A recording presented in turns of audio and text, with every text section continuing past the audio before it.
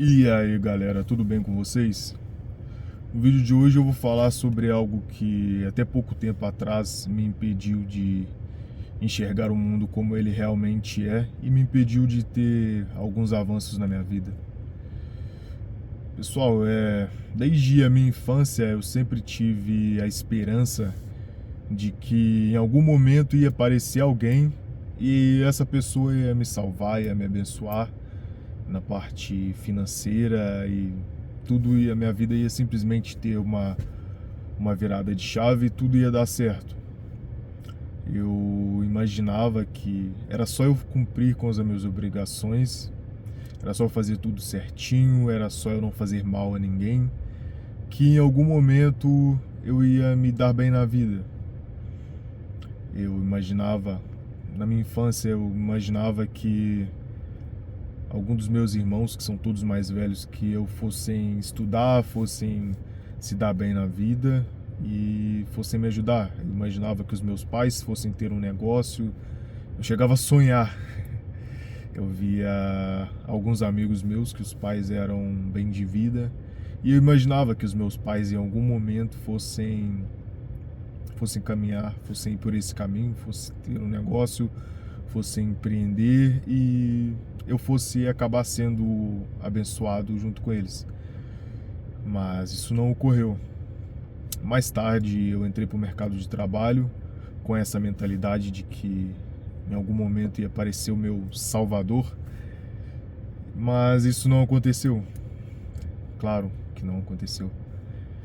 Eu, sem demagogia nenhuma, sem aumentar, eu sempre fui um dos melhores funcionários em todos os serviços que eu fiz, em todos os empregos que eu tive.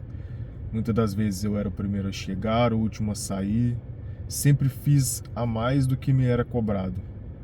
Eu cumpria com todas as minhas obrigações, eu sempre dei novas ideias por onde eu passei.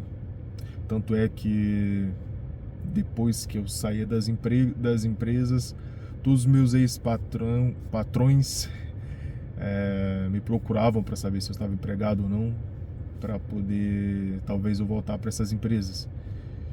E o tempo foi passando, eu fui vendo que independente do que eu fizesse, independente da minha, independente do, como é que eu vou dizer, independente da minha produção, eu no final do mês eu recebia exatamente o mesmo valor que o outro funcionário que chegava atrasado, que estava atestado, que não cumpria com as suas obrigações, que estava sempre fazendo intriga, causando problemas dentro da empresa.